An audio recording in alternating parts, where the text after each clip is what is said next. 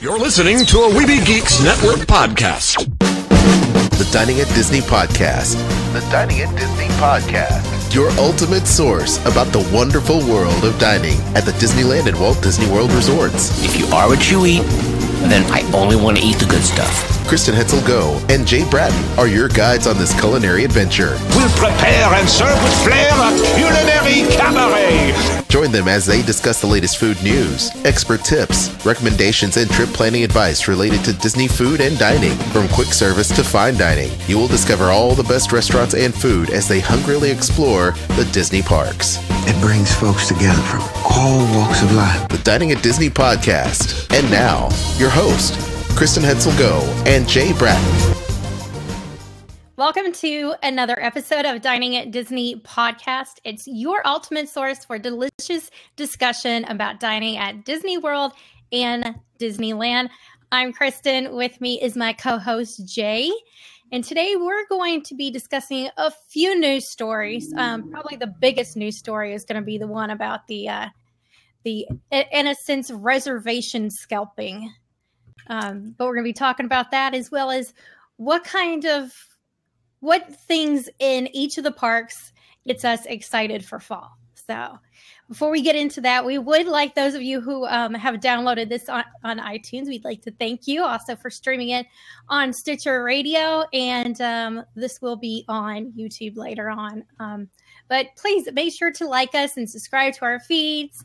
You know, we like people to tune in and watch this and listen to our podcast. So we would like to thank Weeby Geeks Network because we are part of their larger network and they help us keep this show going. So, another way that you can help us out is by checking out our affiliate links. We do have Garden Grocers, which we love. It's a great way to have things distributed to your resort when you're staying at Disney World, as well as the Disney Store and Jelly Belly. So on to our appetizers. And what Disneyland news do you have today for us, Jay? Well, I saw an article on the Mice Chat website, and I thought it was really interesting. For a while, earlier this year, they had discussed the opening of a new restaurant called 21 Royal Street. And at first, people were a little bit confused. They were like, well, it's exclusive to Club 33 members, and, nobody's ever going to be able to do it and that kind of thing. Well, turns out that's not true. This is a new sort of ultimate premier. I mean, there's premier dining experiences, and then this is like over-the-top dining experience. This is essentially a dining room that is above where Walt's apartment is, where it used to be Walt's apartment in Newland Square, and now is home to the Dream Suite. And apparently this was supposed to be the dining room for Walt's apartment, but apparently over the years they kind of neglected that space, and then all of a sudden they had an epiphany and they said, "Oh, you know what? We should turn that into a premier dining spot." So it's for both Club 33 members and non-Club 33 members. However, here's the caveat. It's expensive, like super expensive. I'm talking like, according to the article, you're looking at around the neighborhood about $500 per person. But it is exclusive. They only allow you to book up to 14 people. And it doesn't say what the minimum is. I mean, I'm sure it has to be more than 2 people. But I am not sure. They don't have specifics as far as that's concerned. But I thought it was really cool, and I'm glad that they're not making it exclusively to Club 33 members. They're allowing actually regular park guests to book an experience like this. Of course, mainly it's geared towards the 1%ers, but I'm scratching my lottery tickets every week, you know what I'm saying? So, hopefully we'll get a little something going here, and I'd love to do that. And the other aspect of this that I found really cool was that it's not just having dinner, which is great in and of itself, but it's also, I guess, an entire sort of like almost like a personal tour type thing, because they said, well, you can make it so you can go on the Lily Bell around the park, and then also you get access to the apartment, the Disney Dream Suite. And you can have cocktails in there, which is kind of cool. I mean, I'd love to see the Dream Suite just period, but to have cocktails in there. Oh yes, please. That's all me. But and then also the menu is designed exclusively for your party, and it's tailor-made by Andrew Sutton himself. So you're going to get the best of the best of the best. Nice. And have you clicked on the article yet from the web, from the show notes? I haven't yet. Okay. Well, I'll go ahead and put this in our little chair. People can check it out if they're interested. There's the link to this story, but you should look at the dinnerware. I mean, it's like, wow. I mean, it's like gold, it's like, like this fancy, like metal rimmed serving plates. And I mean, usually, they have those nice charger plates when you first sit down at the fancy restaurant, but the serving plates themselves could be, of that caliber. I mean, super elegant, really classy. And, the food, just from a few examples that they've shown, is top notch. I'm talking like caviar and, looks like, some other, it's hard to tell actually, because the photos aren't that great and they don't have descriptions of the food itself, but still the presentation is absolutely stunning. And it looks like there's I guess wine included or something like that, but to what degree I don't know. Again, this didn't go into super specific information, but that's it's still something that you should check out. And again, if you have the money, it's something worthwhile doing as well. Also, the other thing too is that you get access to, I guess, the balcony that is above. From what it looks like, it looks like it's above Cafe Orleans, and it has a perfect view of the Fantasmic fireworks show. So it's like, wow, that's pretty cool. Does it say how many people can be there at one time? It says, well, up to 14. Okay, so that's okay. I wasn't sure if that was the maximum number of people that that could reserve, or if it was the maximum number of people that could be in there. Okay, right. It says there's lots of options. So they aren't able to give an exact price, and I haven't investigated into this because honestly I'd just be teasing myself. So, but from what it sounds like, it's kind of like planning a wedding reception or something, where you pick and choose your menu, pick and choose your experience, that type of thing. It's I guess reviews of the food. From people who've been on Facebook. I guess the food was far beyond their expectations, even though it's prepared by the same kitchen as the dining establishment at Club 33. Apparently they, are, because Andrew Sutton is probably directly overseeing the experience. I'm sure that, the attention to detail is outstanding. I would think so. It sounds pretty cool. I wish I had the money to go do that. Right. I mean, some of these interior pictures, I'm telling you, when you click on the link, you'll be astounded. They are very, it's just very elegant, Yeah. It's like the total first class experience. Again, if I win the lottery, I'll take you, I'll take up to 14 people, whatever it doesn't matter, because I'm just, this is something that, I'd love to go to Club 33 someday as well. So, anybody, hint, please, keep me in mind if you do have Club 33 access. But, if not, then if I can't get a membership to Club 33, and this is definitely a nice consolation prize if in the event that I win the lottery. I have been lucky enough to get into Club 33 twice. One of them was the first time. Was it the first time I went? It was a surprise. Aljon knew somebody who at one point worked for Disney, and so he had Club 33 membership. And then the next time was a friend of mine who lives in California. His wife's birthday we were going out for her birthday, and that's where she wanted to go, and that's where he was able to get her reservations for, because he had a friend who also had a membership. So I was lucky twice to be able to get in there. But see, now I need to go back because it's been changed. Right, exactly. Well, they haven't. Oh, yeah, that's true. That I was going to ask you, when was the last time that you went to Club 33, because they underwent that dramatic transformation, and not only just the facilities themselves, but the menu, the chef, the whole thing. It was either, I want to say it was 2 years ago, but it could have been 3 or 4. No longer than 4, but no less than 2. So somewhere in there. That's cool. Yeah, so it should, hopefully one of these days, like I said, just got to continue scratching off the lottery tickets there. Next up is Halloween is coming up, as we all know, because it's becoming fall in a week from now, or 8 days from now. So anyhow, they're going to be introducing a number of new menu items that are special just for the Halloween season, which is great. And I put a full list of all the dishes that they're going to have at the various restaurants all across the resort.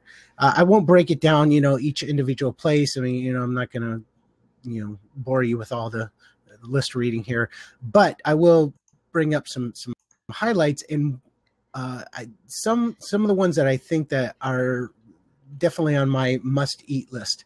The first one is at Carnation Cafe. They have Mickey's Frightfully Spicy Chicken Sandwich.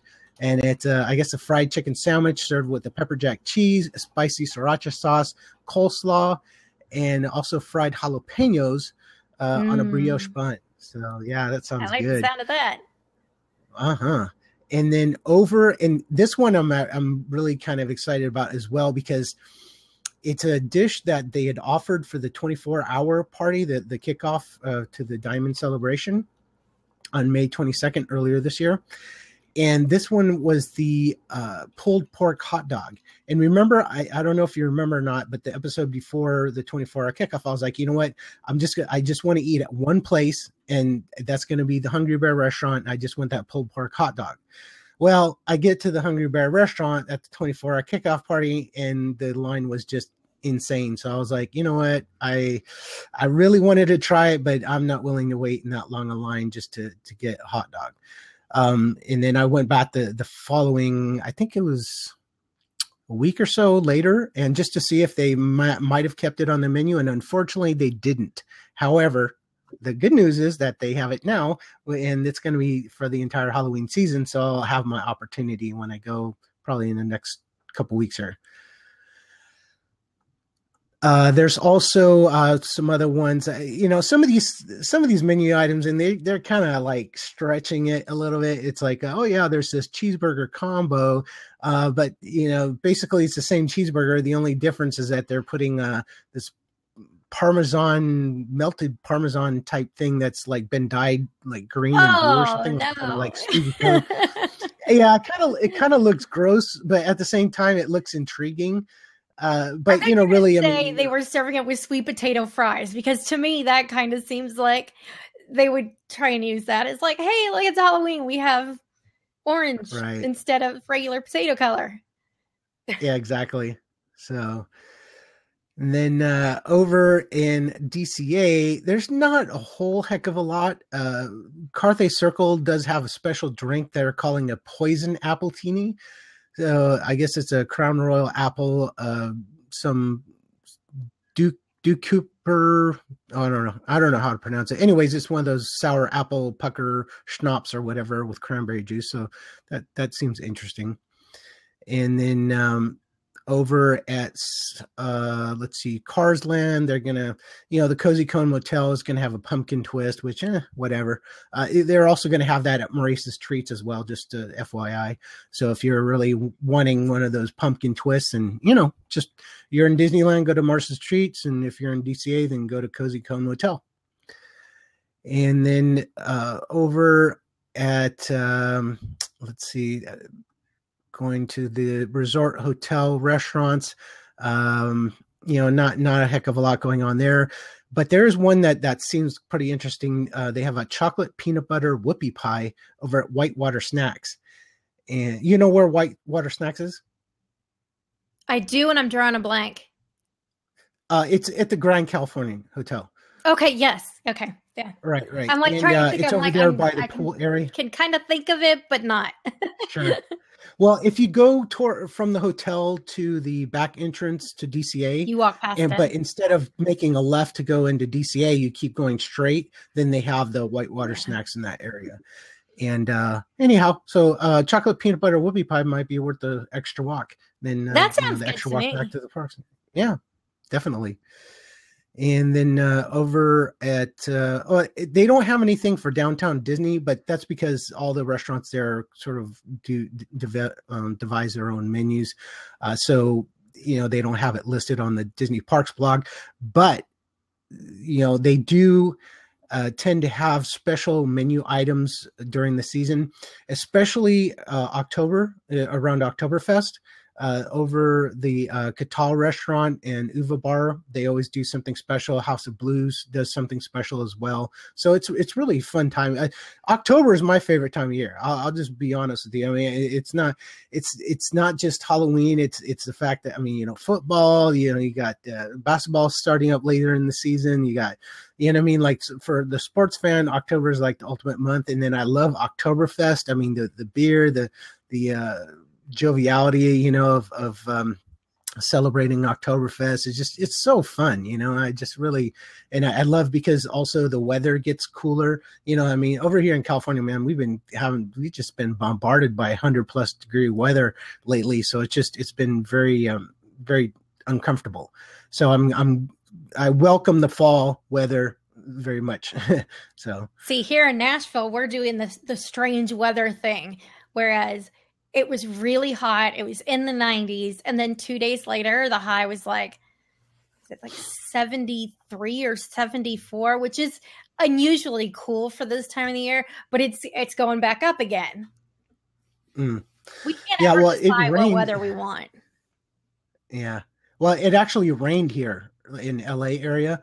It rained really, a lot. And in fact, it caused all kinds of problems with the traffic this morning and all that stuff. But, they're like, oh yeah, it's like a 40% chance of rain. Well, yeah, it was like, even though it was only 40% chance, it became 100%. And then the rain was a little more than I think they had initially expected. And so it was crazy. It was like pouring and stuff like that. It was pretty nuts. And I'm sure that Disneyland experienced the same thing. Because I looked at the percentages, so I didn't see any live tweets about that earlier today as far as the rain's concerned. But it's good and bad. I mean, on one hand, it's good that it rains because we're going through a drought in California, but it's bad because it's like if you're at Disneyland and sometimes the rain can kind of put a damper on things, especially for the outdoor rides. When you go on like the Teacups or the Dumbo ride or the Alice in Wonderland even has a partial outdoor section to that attraction as well. So it's hard, but at the same time, the good thing is that it does sort of keep the crowds away. So like us Southern California residents, because we're spoiled with pretty nice weather for most of the year, and when it rains, it's just like, we'll just go another time, go another day or another week or whatever. We just like, it's no big deal. Whereas, I know at Disney World, it's like, once you're there, it's just like, oh, well, we got to tough it through. It doesn't matter if there's a monsoon. Oh, but like, people don't. People will leave the park. Oh, really? People will leave the park, go back to the resort or go shopping or something. Whereas I'm like, it's rain. I'll drive one day. Yeah, right. I just truck through it, and I love it because everybody does leave the park. So therefore, those of us like myself that are like, well, whatever, it's rain. There's like, right. You get to walk pretty much on anything. Maybe you have a 10-minute ride, 10-minute wait. It's, in the rides where it's outdoors, of course, then people really don't want to do it. And I'm like, oh no, I'm going to go on Big Thunder Mountain Railroad.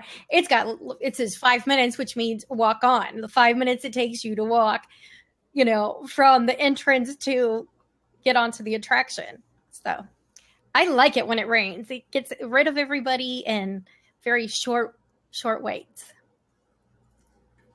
That's cool. putting up the Halloween menu, Halloween foods at Disneyland on our little live chat here. This is kind of cool, actually. I like it. Halloween foods at Disneyland. There we go. So that way, people who are watching us right now, and you can check out the links that we're speaking of. So that's it. Basically, not a whole heck of a lot because our last show wasn't that long ago. Yeah. That's basically it for Disneyland. But I know Disney World has something controversial going on, right? Oh yes, this is the big news story, and it's been reported pretty much all over the place. So I'm just going to read directly from Fox News what they have stated here, and it's says Walt Disney World fans are complaining about tactics being used by a new restaurant reservation system that is reportedly selling reservations for tables at the, I think it's supposed to be, say, at some of the Orlando Park's most popular restaurants. According to the Orlando Sentinel, the Diz Dining Agent reservation app aims to help customers land a dining time at BR Guests and other hard-to-get-in places, but does it by making reservations under false names and selling them for $15. There are sites that charge from $1 to $8, including Disney Dining Buddy, Disney Dining Scout, and WDW Table Finder that notify visitors of time slots that become available at eateries. They charge anywhere from $1 to $8 a piece for a search, but the visitors are responsible to call the restaurant and make their own reservation. But Diz Dining Agent reportedly makes the false restaurant reservation ahead of time and then transfers them to customers. Let's see. It just infuriates me. Anna, a New Jersey teacher and a Disney Parks mom panelist chosen to by the resort to give other tourists advice, told the Sentinel, they are doing something to circumvent the system, which isn't fair to the rest of us who are trying to play by the rules. The practice of reservation scalping, as it's known, is more prevalent in places like New York and LA, where diners are willing to pay $25 and more for a reservation at the city's hardest-to-get restaurants.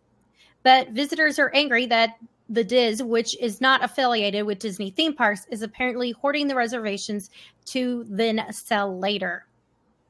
This is a Disney spokeswoman, Jackie Waller, told the Sentinel, we are currently reviewing the situation involving third-party website dining services. Disney has no affiliation with these third-party services, which can interfere with the guest experience we strive to create. So I had heard of the other ones where you pay $1, $8, and they let you know. This one's new. And I'm not sure how they're getting away with it. The reason being is if you go to the Disney website for Walt Disney World to make a dining reservation, it's going to ask you to enter information. So you go through, you select the time, it pops up and it says, hey, yeah, Be Our Guest is available at 7:10 p.m. on September 15th. Okay, so you say, yes, I want that time. Then it takes you to a screen where you get to pay for it. You put in a sense, you put in a credit card number because they're going to hold your reservation. So if you do not cancel within 24 hours and you do not show up, you will be hit $10 per person fee. So how they're getting around that part of it, I'm not sure. Because what if somebody doesn't show up? If they're using their own credit card, well, they charge $25, but it's a party of 4. Well, that's $40 Disney's going to charge that card should they not show up. Right. Yeah, I'm totally astounded by this. Honestly, the whole reservation scalping thing. I've never heard of it, to be honest, before this article came about. And then to know that it happened at Disney World, I was like, well, gosh darn, no wonder it took, even though I had booked, I didn't understand that you had to book reservations for dining at Walt Disney World, 6 months to the day that you're going to be at the parks. And, because I'm used to Disneyland, we're cool, we're chill, in fact, you can't even do it 6 months out, it's the maximum is 90 days. So, that's the thing that, just kind of baffled me a little bit. But, anyways, yeah. And then over here, it's like, if you can't get in one restaurant, you're just like, oh, we'll just go someplace else. We're pretty easygoing, pretty casual people here. I don't know. I'm flipping through the site right now, and it says they've got some sold out, some available, and they're done by month. So right now it's through January that they've purchased them. Some of them are $6, some are $10, $15. I mean, the prices vary. And I'm just curious to how in the world they're getting through the system to do that. They even have a thing which Morimoto Asia hasn't opened yet. It will open on September 30th. And it cannot until, I believe it's October. I need to look at that before I say that. The 16th, which is tomorrow for those of you who are watching, but those of you who are listening, this is going to be past that date, of course. On the 16th, tomorrow, you can use Open Table to get a reservation there. Then on, when is it? September 30th, you can make reservations by calling 407-838-MOTO. November 1st is when you can book it through Disney Dining. So what I'm curious about with this, they have people that, if you want to book, they're asking for the name of everybody, the number of people in the party, date that they want, and desired time. Flat $15. Now, I had a question, do travel agents get access to a special system where they can do dining reservations for the people that they book trips for? No, it's the same system you guys use. Yeah, same system everybody else uses. Now, when it comes to booking a trip, there is a special phone number. And that way there's a certain amount of time, because people call when there's some fantastic deal. The average person might not be able to get in all day long and the system will crash. Things like that happen, whereas an agent is going to have to wait on the phone, but we might only wait, 3 hours, whereas you might be sitting there all day dialing the same phone number over and over again. So, I'm just not sure how in the world how they get around the system. That's why they're making money. Let's see. Apparently they've had a lot of people. They've gotten some publicity because they now have a thing on there that says to allow 24 to 48 hours for them to get in touch with people about getting them. So, well, hopefully they put a stop to it. In my opinion, I think that it's wrong, and I believe that they're probably really kind of corrupting the system. And it makes it hard for legitimate families to book a reservation, for whatever at a decent time. If you don't want, dinner at 9:00 at night or whatever, what I mean? It's or lunch at 3 p.m. I remember we had to book what's that one in what the name of that place in the French Pavilion at Epcot? Was it Remy's or no? Le Chefs de France. There you go. Yeah. So we got reservations for lunch, but because everything was booked out, even though 3.5 months in advance, we didn't eat lunch till 2 p.m, which kind of sucks, because it's like, well, for me, I like, certain, 12 to 1 o'clock or whatever. 1 o'clock is a decent time. And for me to kind of wait that extra hour, it's like, oh man, that just really, and then, then you have to push dinner back, and it's just like, forget about it. But we did do it because we were like, well, we're here, it's like, we don't know when we're coming back to Disney World. So let's make sure we, get the full experience here. Now, one thing that had happened in the past, the reason they added the credit card guarantee, that if you didn't show up or you didn't cancel within the appropriate time that they would charge you, was because people would get on there at the 180 days and say they had booked a 10-day vacation, which then gave them, from the last day of their trip, they were then 190 days out. They could book that far. Well, what they were doing is booking reservations like Le Cellier, which, now is 2 credits. It used to just be 1 for Disney dining plan. And so it got to be where people would book multiple reservations on top. So they would go, okay, I can get 4 nights. These different 4 times are available at Le Cellier. I'm going to book them. Then on top of that, they were booking other restaurants like Cinderella's Royal Table or Ohana's, and people couldn't get reservations. And people would then post on sites, oh, I got these 6 reservations.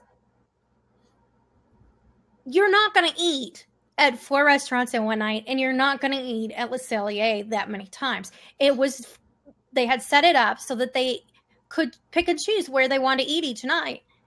Well, it made it difficult for people who, decided to book a reservation 4 months out instead of 6. Personally, yeah. I liked it when they had it down at 90 days. When they launched the online system, they had dropped it down to 90 days was the reservation window.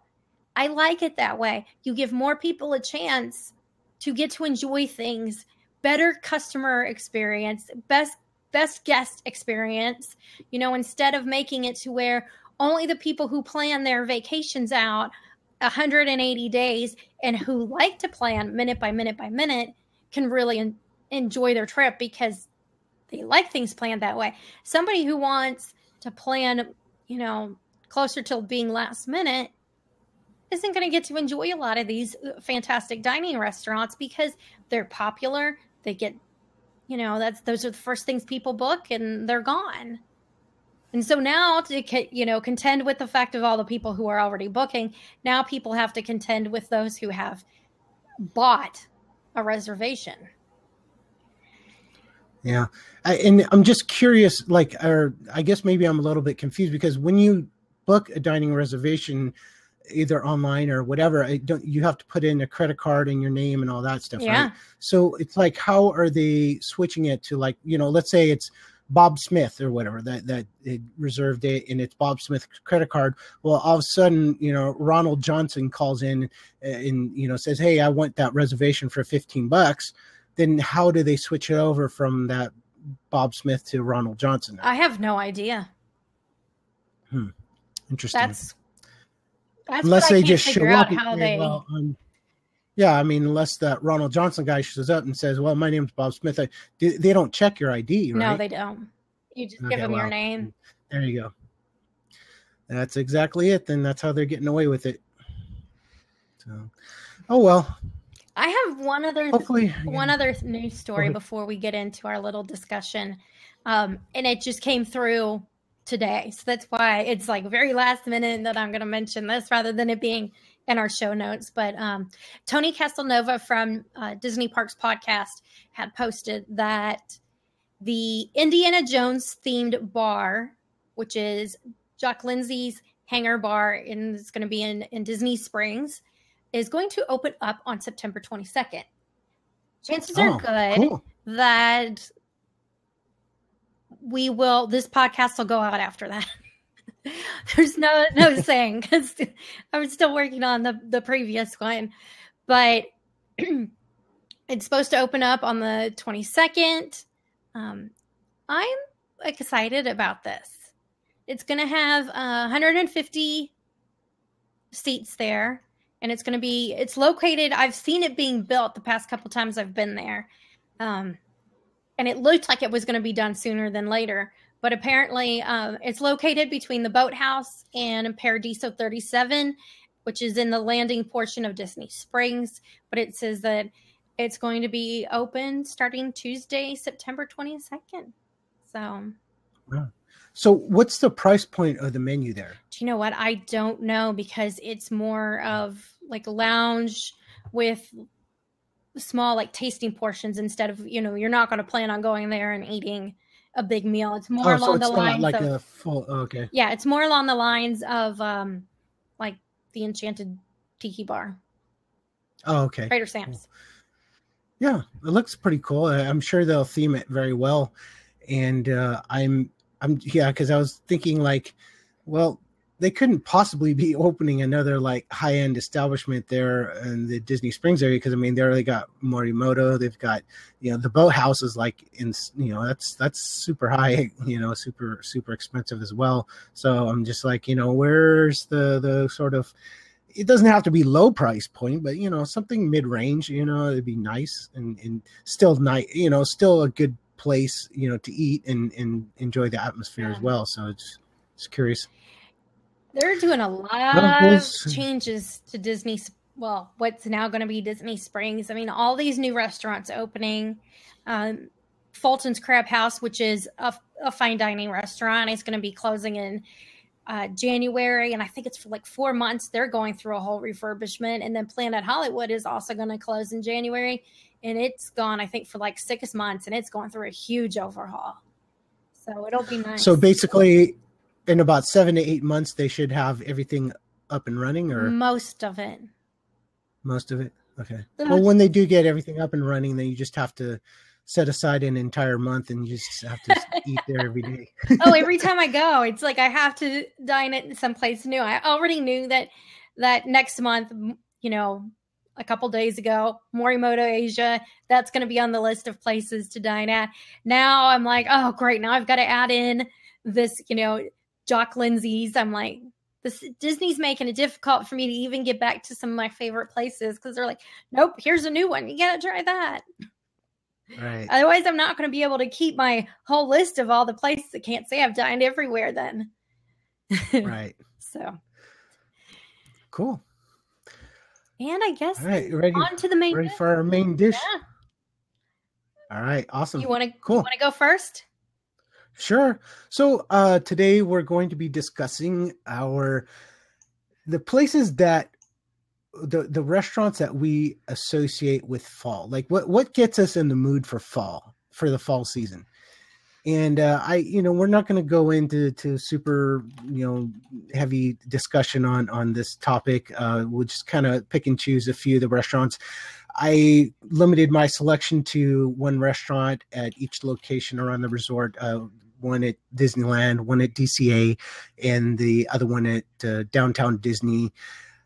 I also excluded the hotels, but I guess, hey, what the heck? I'll include my one for the hotel but this one is, I'll just say it right now. I mean, it's got to be Napa Rose, right? But Napa Rose is pretty much like hands down any season of the year. It's one of the best restaurants. So, so I'm going to put Disney hotels here on our thing. I'm going to skip Hollywood Studios, Animal Kingdom, and I'm still trying to think about Downtown Disney, but I'm definitely going to give Magic Kingdom, Epcot, and then a resort.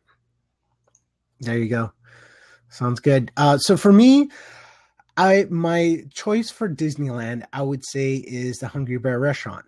First off, the reason why I choose that restaurant is because they are bringing that pulled pork hot dog, which is awesome. I'm looking forward to trying that. Hopefully I'm not disappointed, but because I'm I'm hyping myself up for that thing. But just the ambiance though of the Hungry Bear restaurant and how it overlooks the rivers of America. And, it just kind of has that rustic setting, and with the fall weather, the sunset is a little bit earlier than, the summertime, obviously. So, dinner time is just perfect for watching the sunset, and just sort of watching the Mark Twain float lazily by on the rivers of America. And just, it's fun. It just really kind of sets me in that sort of fall mentality. And then over at Disney California Adventure, I would say Carthay Circle Restaurant. And I don't choose that because it's the most expensive place there. I choose it because of the outdoor seating. They have the balcony on the second floor.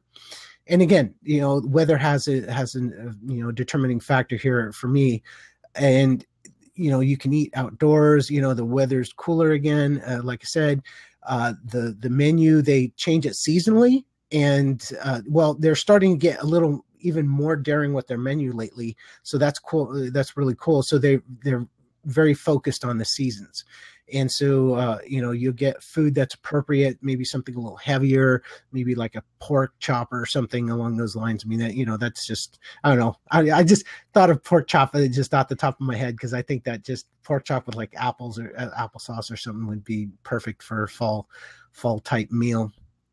And I know that they have that on the menu pretty much year round, but still, it's something worthwhile to get. Then over at downtown Disney, Anaheim, I would go with Catal Restaurant. And this is a Mediterranean fusion establishment, but they do change up their menu seasonally as well. And they offer a lot of really great flavors, and they do special menus during the Oktoberfest time. So you'll get the Wiener Schnitzel, you'll get the bratwurst, or the sausages and that type of thing. The various I remember last year they had like a sausage sampler, which was really good. And so that again, that because of their menu, they also have some outdoor balcony seating as well. So it overlooks downtown Disney. You get to people watch and, listen to the music. It's kind of like a fun atmosphere. It's just a really, really great time. So, and again, back to the Disney hotels, of course, at Napa Rose, it just, menus change seasonally. They really have a well done, they theme it really well, and the dishes that they provide change year to year, which is good because it's exciting for me. I don't go back and try the same foods over and over and over again. So it gives me an opportunity to sort of sample the what's new on the list, so to speak. Okay. And plus, I really like the rustic setting, even though Napa Rose doesn't have any outdoor seating.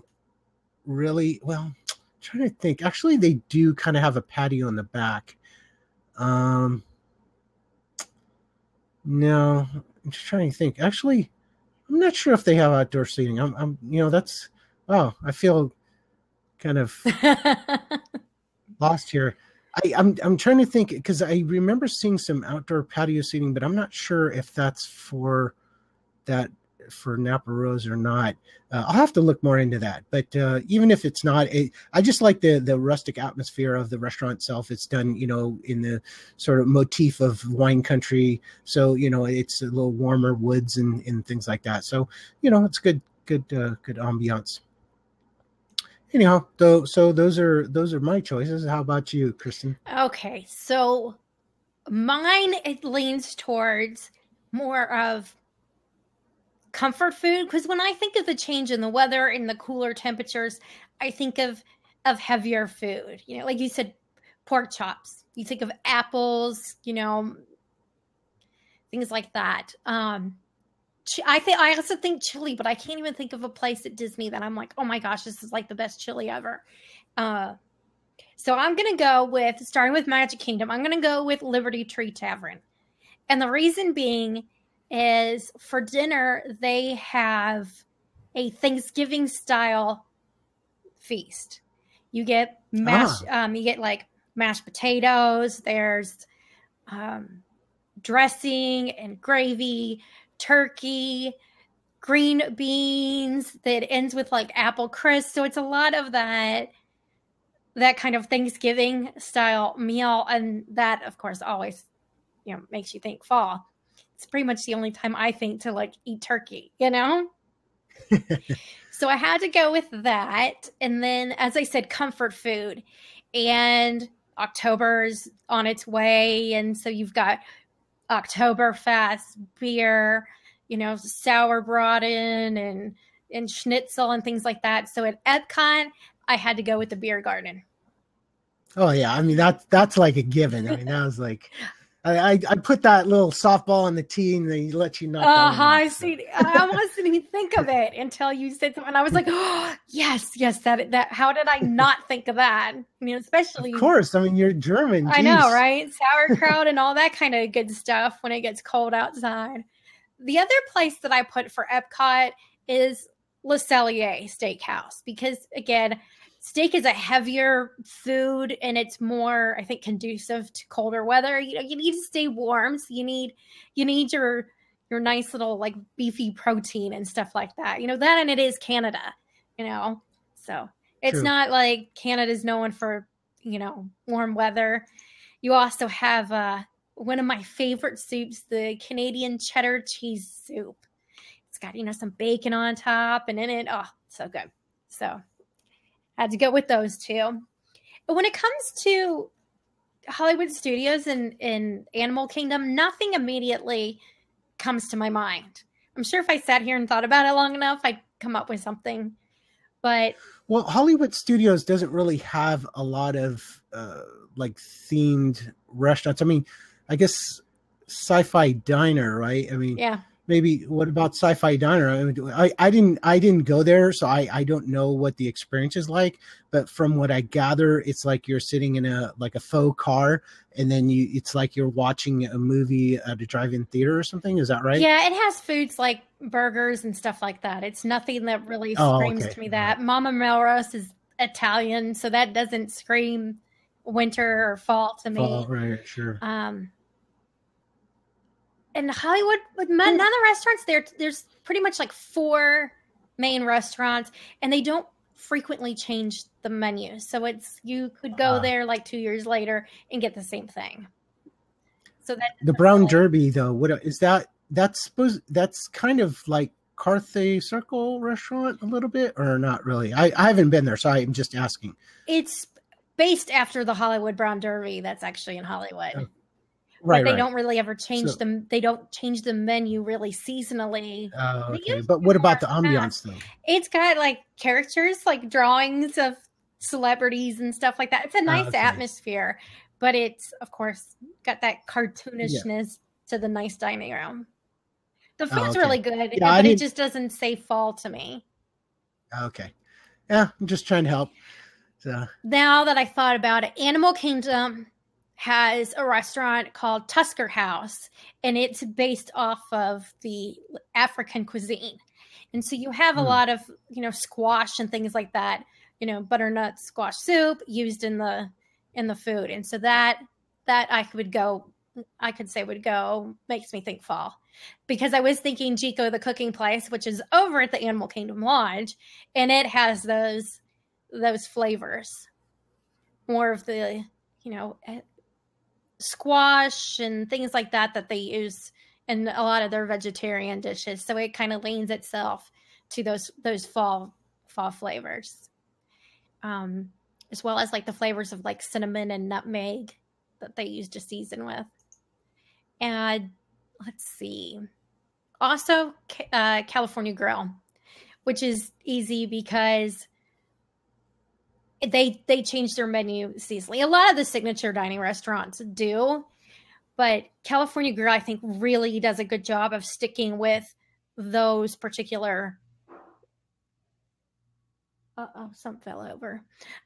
Sticking with those particular seasons and a lot of those flavors that you immediately think of. Like in the summer, they'll have like strawberry with the dessert, and it's just.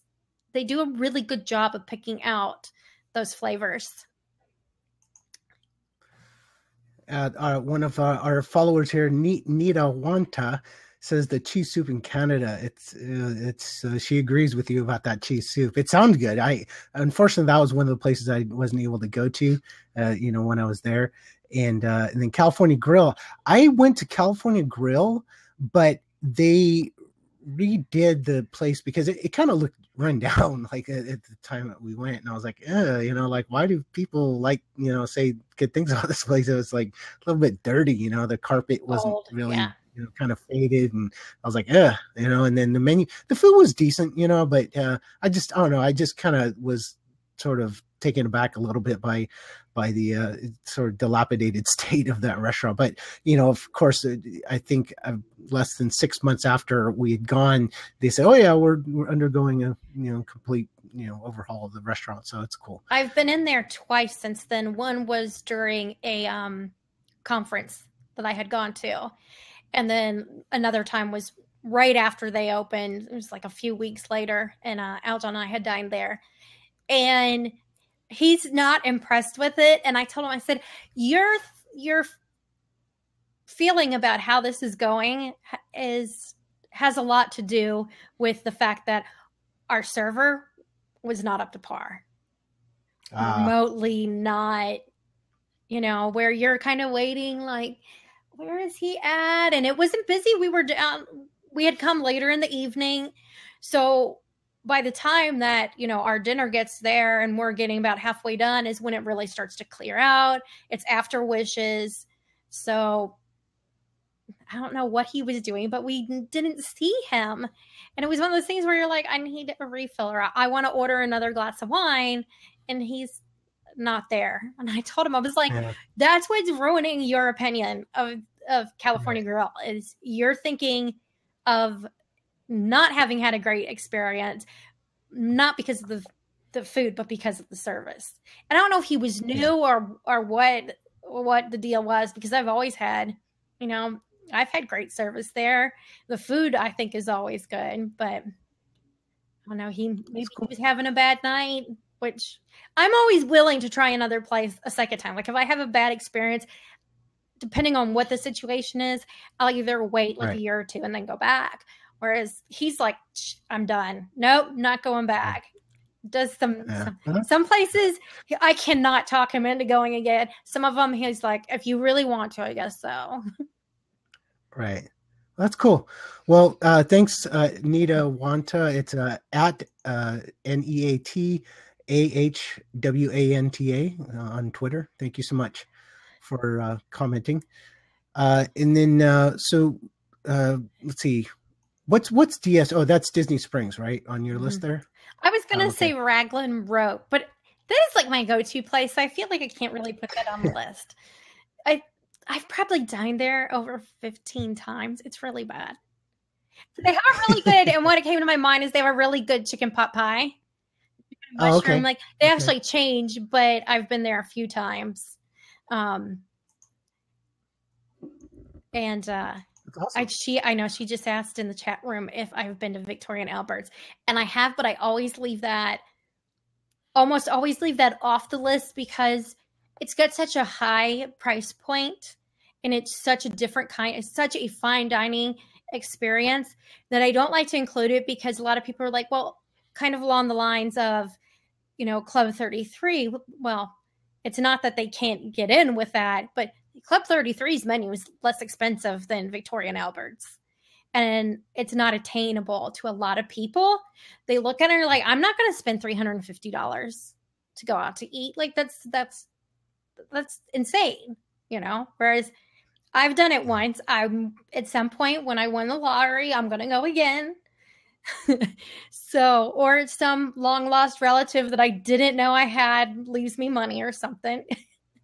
But can I tell you about my Victoria and Albert experience? Yeah, go for it. Okay, so we went there dressed up to the nines, just like they ask, you got to wear the suit and tie and all that stuff. And it was great. I mean, I can see how they got their diamonds, the AAA Diamond Awards and all that stuff. And the Michelin ratings, you know what I mean? So, the food was good. However, we went to the normal dining room and there's this guy. And first off, he wasn't in a suit and tie. He's just dressed in like a sweater of some sort. Like it wasn't a turtleneck, but it was like kind of one of those mock turtlenecks or whatever. And he was on his cell phone. He was like, oh yeah, we're going to do this deal and this and that. I mean, like he was some kind of like Hollywood booking agent or something, like some kind of, like a star, manager to one of the stars or something. And I was like, okay, that's just rude. I mean, you're in a place that you're spending a lot of money for all this, and you're just totally oblivious to everyone around you, and it was totally disruptive to the entire experience. And I complained to our server a few times, and actually worked out well because we went to the more exclusive dining, one of the more exclusive dining rooms. I'm trying to think of the name of it. It's something. Queen Victoria's? No, it was the other one. There's like one of the more exclusive dining rooms, and then there's the ultimate dining experience where the chef's table, right? So is that the Queen Victoria? No, that's the chef's table. It's separate from Queen. Okay, so Queen Victoria is the one that it's like even small, like maybe 10 people or something. Right, that's the one we went to then. So we went to the Queen Victoria, and that was cool. I bet.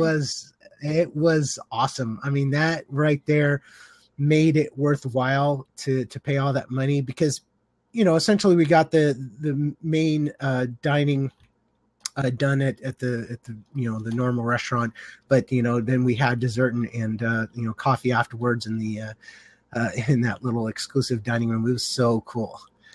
Yeah, one of those things. If I go back or next time I go back and I do have the resources, I definitely want to book a reservation there instead because it was quiet, it was elegant, it was just, all the wait staff. We had like 3 people fawning over us. You know what I mean? Like it was awesome. There's like, the water got down maybe a third of the way from the glass. It's like, there you go, right there. Refill the cup. So that's cool. Yeah, definitely. That's a situation where I rarely complain about anything. It has to be really a bad situation for me to complain. Right. No, yeah, it was. Me too. That situation, I'm at the cost it is to dine there. There's no reason that should ever occur. Exactly. To me, that should be like no cell phone zone. If your phone rings, we confiscate it forever. You don't get it back. your phone is going to go in and be incinerated in the fire, the brick fire oven. Well, what was perplexing to me is that they didn't ask the guy to step outside. You'd think that, because he was so loud and disruptive, you'd be like, excuse me, sir, would you mind, taking the conversation outside? And nobody said anything. I was like, okay, well, I guess people don't mind, or maybe they grew up in like loud families or something. But, I don't know. Even if I did grow up in a loud family, I still would, for, again, as you pointed out, for as much money as you're spending for the dining experience, I don't want to hear about some guys, wheeling and dealing of celebrities or whatever. I don't know. I see, I live in LA. I've been to Hollywood several times, and, I see these fake guys, with their, talking loud, like they're important and stuff like that, and name dropping, oh yeah, I saw Brad over there, Brad Pitt, Brad and Angie, yeah. Oh, we're cool. We're good. It's like, dude, really? Come on, whatever. That just doesn't impress me.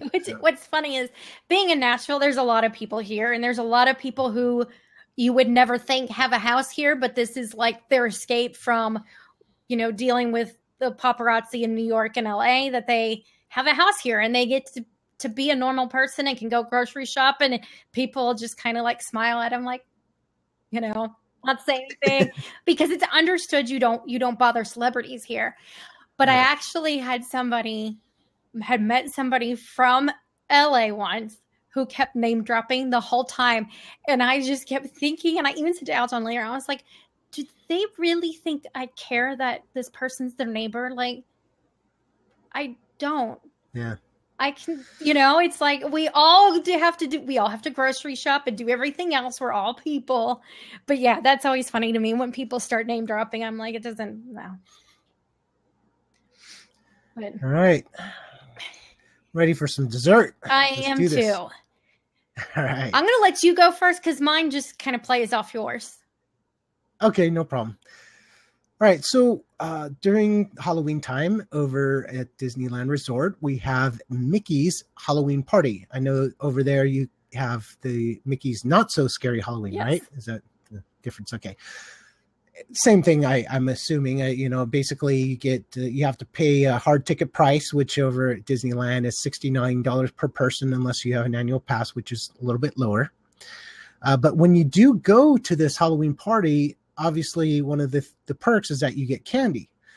Well, they have stations all around Disneyland Park, so you go ahead and they provide you a bag, and then you can fill it up to your heart's content. However, my tip is bring your own bag. I mean, get something bigger. The ones that they provide you, unless you get multiple bags and you want to carry it around, it's going to be very uncomfortable. So if you get a larger bag, then just get your fill. I mean, for $69, you better get something out of it, right? I mean, yes, there is the entertainment aspect. I mean, there's the special fireworks show, there's the parade, and the the music. They kind of transform Main Street USA with the projections, digital projections, and things like that. It's cute, and it's fun for the kids and all that stuff. But $69 is still pretty steep, especially if you take a family of four. I mean, you're looking at close to $300, and and it doesn't matter if you had a ticket for that day. You still have to buy the admission to that part of the night, I guess, if you will, starting at 4:00. So it's less than a normal day's price, but still, kind of expensive. Anyhow, the other aspect of filling up your bag is like, well, what could I possibly do with like a pillowcase full of candy? Well, there's a few things. I mean, you can freeze it. You can also, just give it away for, your neighbors. When you have trick-or-treaters come to your house, and here you go, you don't even have to go to the grocery store to get a bag of candy. You got it already on hand. And then the other one, if you have a large amount of candy and you want to kind of do something good with it, there's a program called Operation Gratitude, and you can find them at operationgratitude.com. And they do, they don't just do Halloween candy, but they do other things for the troops abroad as well.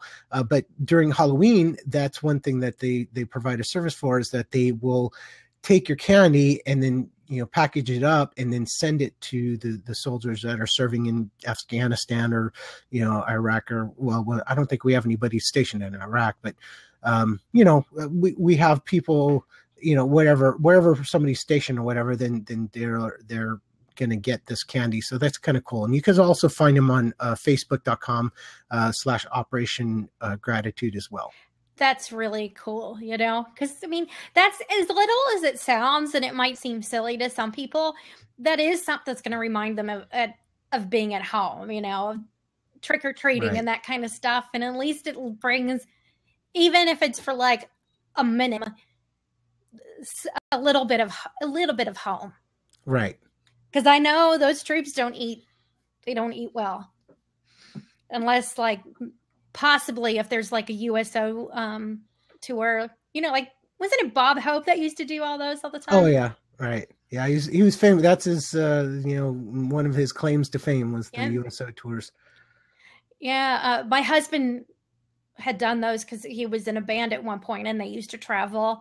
And this was right around 9/11 that he used to travel over there. And I can only imagine for the military families how hard it is, because he would call me and 10 minutes and then it clicks off, and you only could call like once a week. Then on top of that, you don't know where they are because they can't tell you anything. So I'm like, I just cannot imagine being, a military wife and family and never knowing where somebody is. And, they eat, the little ready-made meals all the time. And yeah, this is at least a little something that they get that's not. Yeah, exactly. Food. Yeah, it's called MREs. It's called Meals Ready to Eat. Yeah, I used to be in ROTC in high school, so we got to experience those firsthand. It's quite an interesting experience.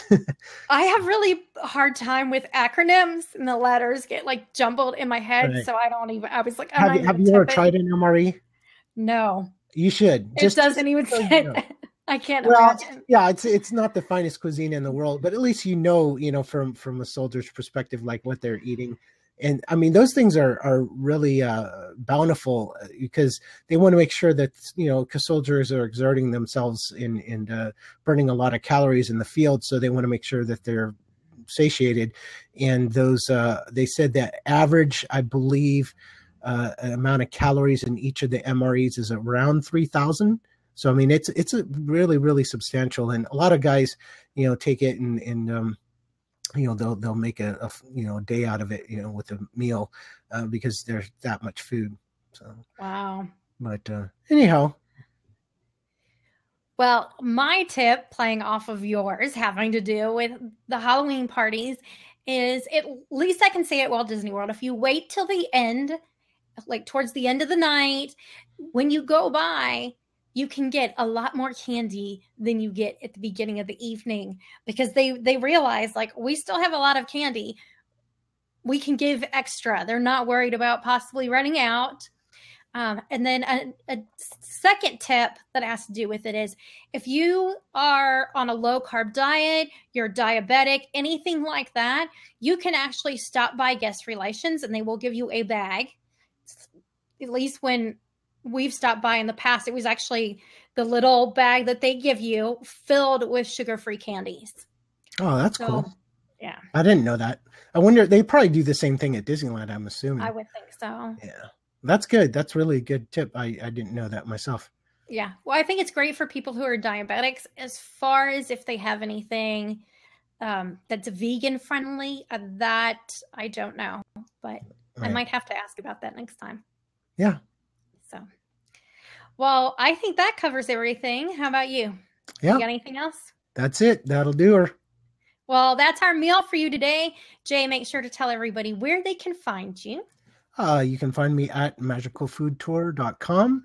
All the social media, Facebook, Pinterest, Twitter, obviously. Find me at Magical Food Tour. And if you're interested in, hearing news and information about Disneyland Resort specifically, you should check me out on the Diz Geek podcast with my buddies Daniel, Chris, and Tommy Picks. We discuss everything going on with Disneyland itself. And you can follow that dizgeek.com or on the Twitter. It's on Twitter, I should say, is at DizGeek Podcast.